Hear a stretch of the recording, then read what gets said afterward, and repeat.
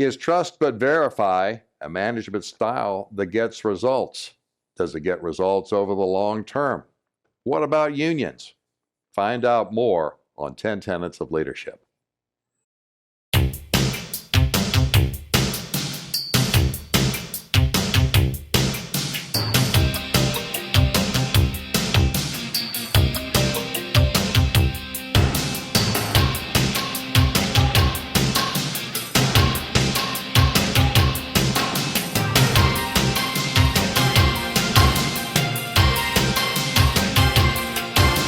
This episode of 10 Tenets of Leadership. I'm Andy McCaskey from SDR News, introducing the host of the show, Larry Pendergrass. So we have a couple of guests here, and we're going to be discussing the first tenet of the 10 Tenets of Leadership that we've discussed in previous videos. I'd like to introduce two people to you. First, Scott Elliott is the founder of TechSex LLC, which is a management consulting firm. He has been in high-tech industry management for over 30 years, including many, many years with Hewlett-Packard. So welcome, Scott Elliott. Hello, Larry. Thank you. And it's very nice to be with you today. Great. And I'd also like to introduce to you Jack Cowper. Jack has most recently been the VP of Operations for Tektronix, a Danaher company.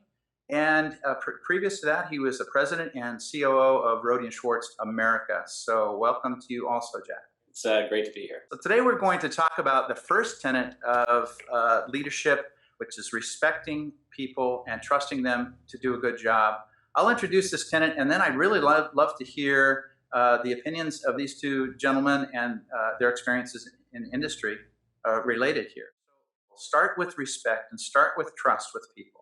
Make that the primary starting point, that you will get the best out of your people. And your job as a leader is to create an environment where they will rise to the occasion, and that it's in people's nature to try to do the best they possibly can and do good work for you. So let me first start with Scott. Can you tell us a little bit about your experiences along this line? And by the way, I should mention to our audience, we don't always expect to agree on this video, and that's one of the reasons we bring this to you, to get different opinions. Yeah, I've had a long career with a number of different companies, large and small, and some of them were very trusting in their employees. The famous one, of course, is Hewlett-Packard. I worked there for 25 years, and but I've also worked for some other large and small companies where there wasn't very much trust between the employees and management. And in my experience, the companies where there's a lot of trust really were not only much nicer to work in, morale was much higher, but people really produced a lot more, I think. You know, for instance, one large aerospace company I worked in early in my career, if you wanted to get a part to build a circuit board or something like that, you had to go to a storehouse and fill a form out in triplicate, and it would take an hour, and then you bring it back and it wouldn't work and so forth. It really wasted a lot of time and make you frustrated. Whereas other companies, the trusting ones, they had an open lab stock. You could go in there anytime you wanted and pull any kind of a component and bring it back and build something. And even if you're going to take it home for a hobby, they didn't care because they figured you'd learn something. So the result was that in these companies, so much more got done, and it got done so much faster. So I'm a great believer in this tenet number one. That's great. Jack, how about you? Yeah, so I think respect and trust are very different. So my on the respect side, I think that a lot of people have to understand that respecting the employee is also benefiting the company. And so when you look at that, a couple of my examples are when you create a culture of collaboration, you're not only getting the best ideas out on the table for the company, but you're also saying to your folks that are involved in the process, I respect your input. I think also as a management style, which I definitely adhere to, management by walking around, you're not only getting a feel for what's going on inside the company at the ground level, which is very important for a leader. You're also saying to the employee, I respect your contribution. And so I think that I think people have to understand that respect concept not only benefits the people that work for the company, but it benefits the organization as a whole. The opposite would be command and control environments. And command and control says, I don't respect your input, I'm just going to tell you what to do. Nobody wants to work in that environment. And I think that those environments create mediocrity. They create a level of staff that simply is probably not the best you can get. And organizations want the best you can get. So I think on the respect side, that's really critical. And on the trust side, same thing. You trust. People want to be trusted. The whole thing about do what you say you're going to do. I think that's really critical. But at the same time, you have to hold people accountable. And I think there's that balance that leadership has to make sure that respect and trust are taken in a concept where you absolutely foster it. You have to foster it to get the best people, but at the same time, understand that it's a benefit to the organization. Yeah, good. You know, although these ideas predate McGregor's statements in the 60s, he did crystallize this nicely in what was described as Theory X and Theory Y of management. We talked about this in a previous episode, so I believe our viewers probably know what this means. But in short, what we've just described here is what McGregor would call Theory X, Theory Y, where Theory X tends to be very, very different. So, Scott, I'm kind of curious. The first company that you were talking about, the more aerospace defense-oriented company, sounded like it had aspects of this Theory X style of management. Where did you see it worked, and where have you seen it not work? Well, I mean, certainly a Theory X kind of company or command and control structure can work in a situation where decisions have to be made fast and they have to be made without question. And that's certainly why any military uses that kind of a structure. And it has its place in companies too. Particularly there's a lot of famous startup companies that started from a command and control, almost dictatorial kind of visionary founder. And those can really work for quite a long time to get a company up, to get some innovative, world-changing kinds of products out. But I don't think they're very sustainable for the long term. They might be sustainable for one or two kinds of products, but then after that, you have this lack of respect and you have this lack of trust that causes people to spend a lot of their time protecting their behind, basically, and protecting themselves, rather doing things in their own interest rather than doing things in the company's interest. So yes, there is a place for command and control, particularly when there are fast decisions that have to be made. But in the long term, I think the Theory Y works a lot better for sustainable profits and growth. Well, some very famous people, like you're describing, who have built great companies based on, I should say, led by this command and control dictatorial kind of approach. I'm sorry, Theory X kind of approach. And some of them very famous. There's a great biography written by one person that I'm sure we all know. That kind of individual might say that I drive people to become better than they are, even though I'm belligerent, arrogant, condescending, disrespectful. I know that I'm going to push the people that shouldn't be in my company out. What do you think about that, Jack? There's a place for that. I 100% agree with Scott when he says that when quick decisions have to be made. I think Theory X works when there's a crisis. I think when there's an economic downturn like we saw in 2009, you need a command and control environment to right the ship for that situation.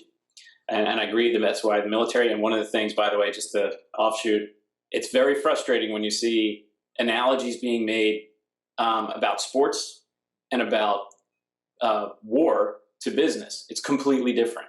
And in football, for example, decisions have to be made in 60 minutes. Business is years. And so it's not the same. Having said that, I think the Theory X leader has to have a quality that is so tremendously incredible that will work for the long term. So the biography you mentioned that was written, that person had an incredible imagination, an incredible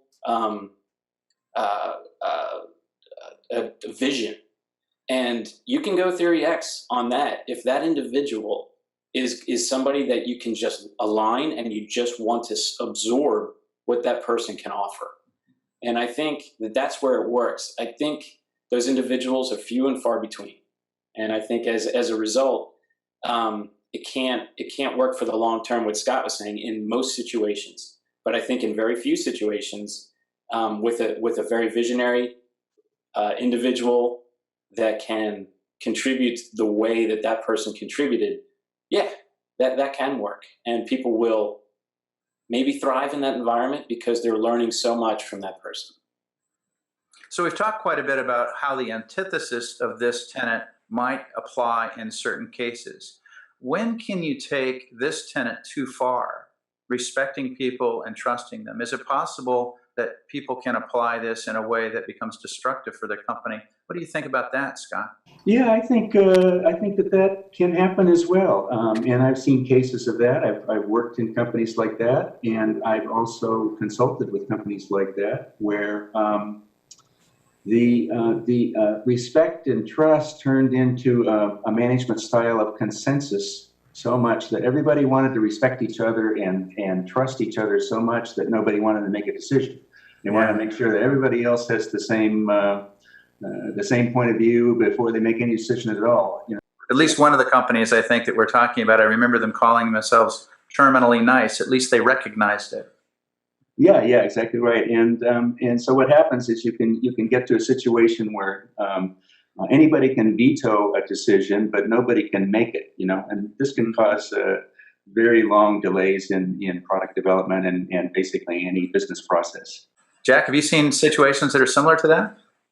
The company I was with formerly, globally, was in that situation, but what the organization I managed in North America was definitely on the teetering on that, but didn't go that far. Having said that, I think one of the biggest risks in taking it too far is that you just trust an individual so much, or you respect an individual so much, or you respect the culture of respect and trust so much that you don't take action when there's non-performance. That you know there's an acceptance of non-performance, and I think that's where you get in trouble, because you're not optimizing your organization. You're not doing any favors to the person that is underperforming.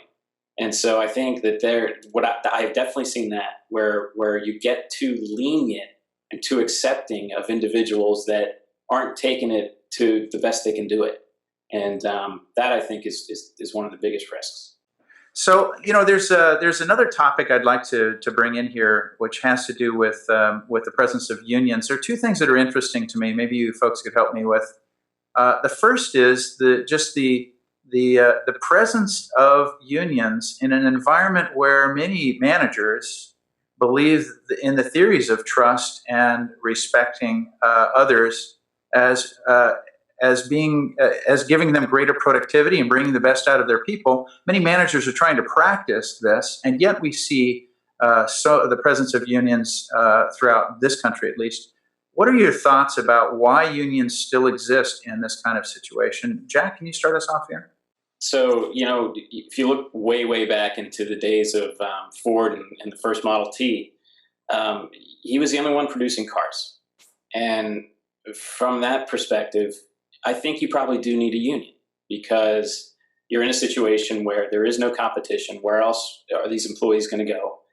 And so you get into a situation where I think that the employees, particularly the production workers, are in a situation where that Type X manager can abuse the situation. In the U.S., and I want to kind of confine it to the U.S., I think that nowadays, with the global competition that's going on, and with situations where, while it's not easy, especially in this economy, for people to move around, I don't think unions are necessarily necessary anymore. I think we've gotten to a situation where if you do not treat those employees with respect, with trust, and give them a fair deal, so to speak, you're not going to be competitive in the marketplace. Having said that, switch to China. nowadays where they have nets around factories so that people can't commit suicide.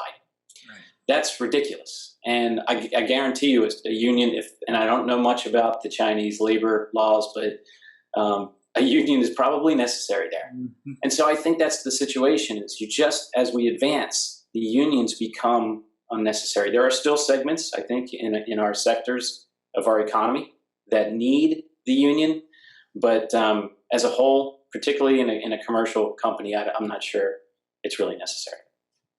Comments about that, Scott? What do you think?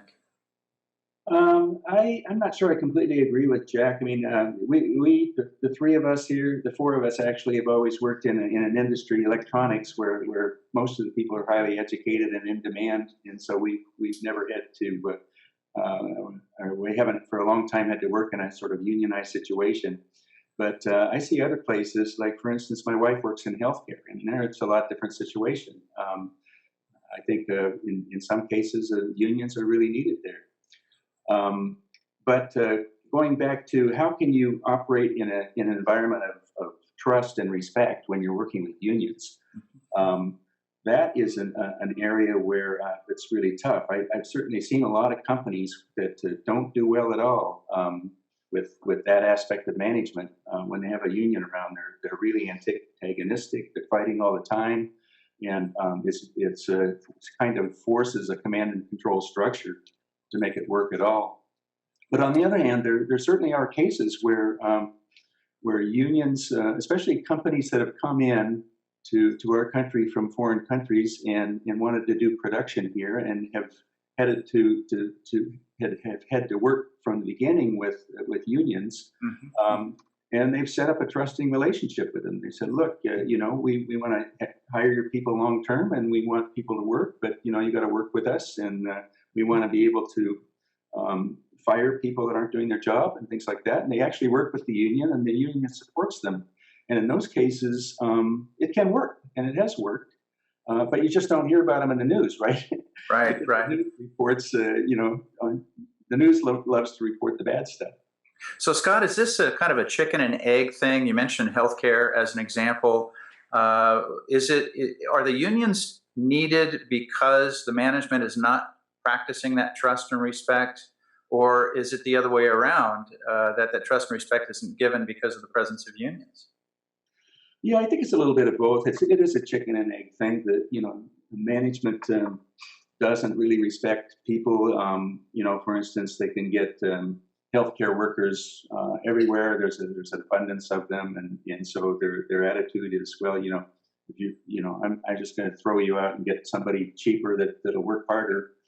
And on the other hand, the workers don't necessarily trust the management either. In the first place, in that industry, the people who really do the work, the doctors and the nurses and so forth, really aren't very interested in business, so they don't really know much about business. I'm not a healthcare professional, so I certainly don't know anything about that. but I would say that, what are the basics that people need, right? I mean, they want a healthy work environment, they want the respect and trust from their employer, and they want good benefits. And I think if you're getting that without a union, then there's no issues. If, for example, in healthcare, they need that, which is a booming and will continue to be a booming industry because we all need that basic function. If unionization is required there, and otherwise they wouldn't get the benefits that I just mentioned, then yeah, great. But I would be shocked if that was the case. And I just think that that a union is there to provide fairness for the employee. Mm-hmm. And I just can't imagine that without a union, it wouldn't be fair. That's kind of where I'm coming from. And so, again, I think healthcare is a big deal, especially today, and especially with Obamacare and all that's going on. Going back to the respect and trust tenet, I think you would find that without the union. But the chicken and egg that you mentioned, it was unionized because it had to be at one time, and now it's unionized still. And so I wonder if you took that unionization away, if maybe it wouldn't even get better, if the benefits wouldn't get better for the folks that are in that industry. So, Jack, have you ever had a situation where you had placed maybe too much trust in someone in the workplace, and what happened, and what did you learn from that? Absolutely. I've definitely been in a situation where I trusted an individual too much. It comes down to what they tell you and you believe it for a certain period of time, and you act on it, and you continue to make decisions based on that input. And then you come to find that that input was completely false. And it could be because he made a mistake, he or she made a mistake, or it could be because he was simply lying. And there are two different situations. Individual makes a mistake, fine, fix it, move on. Individual purposely deceives you. That's an issue. And I've been deceived for certainly for too long. When you find it out, when you discover it, you certainly have to take action, and that individual, has to be reprimanded and probably worse, let go. But yeah, I've definitely been there, and I think my learning from that was that they always say this trust but verify. Well, yeah, I get that. The whole verify thing kind of dictates that you don't trust. So it's one of the, I've always hated that expression. But you certainly have to trust and continue to listen to that person and look for signs. So there's a term that I've heard called management by exception. I tend to use, I think, a management style that's very similar to that. I'm curious if this is like your experiences, Scott. Management by exception, meaning give somebody basically 100% of that trust, try to set up the right environment, and what you're really doing is managing by out of bounds kinds of conditions. And it does help leverage you in terms of your use of time, not too much oversight and things like that, and really allows you to have, if you've got good control measures, the right kind of reactivity. What kind of experience have you had with similar things, Scott? And have you had a situation maybe where you've put too much trust in somebody and found the limits of this particular tenet? Yeah, well, the only time I've really run into that is when I've been managing remote teams where I wasn't able to keep a pulse on the whole group. Most of the time when I managed co-located teams or teams that I was at least visiting often, I've never taken input from just one person and had to kind of trust one person. The managing by walking around thing that Jack talked about is what I did a lot to talk to a lot of people, find out what's going on, because even if you trust somebody and even if they're honest, they may have a very different perception than others of what's going on in reality. So you really need a lot of different inputs to figure out what's going on there. The toughest part is just, for instance, I was managing a group in India, in Delhi, India, right? And I couldn't get there, but maybe once a year for a few days. So I really did have to take the word and the trust of the person I had over there managing that group. And that did lead to some problems from time to time, and to the point where I held actually kind of remote level skipping meetings where I would bring in teams of people under this person and talk to them about issues and things like that, and that helped somewhat.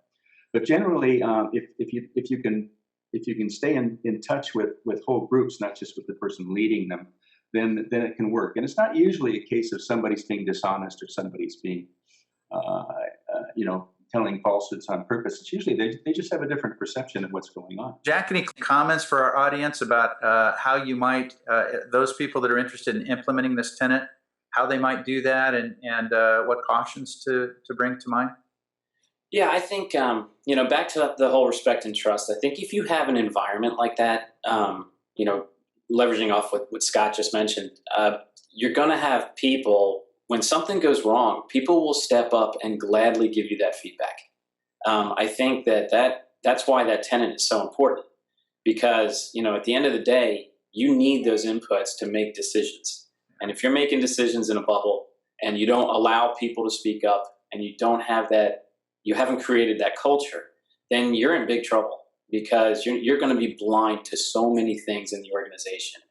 And so I think for that reason alone, if you can create respect and trust in the culture that fosters collaboration, you're going to be so much better off than a situation which is opposite of that, and you're just with blinders going forward, and you're not getting the inputs that you need to make decisions. Great. Any closing thoughts from you, Scott? Yeah, I was just thinking about, so many of the businesses and projects these days are global, and it's one thing to build a trusting, theory-wide kind of organization in the American culture, but now people are having to do it with partners in China and Eastern Europe and all kinds of places in the world.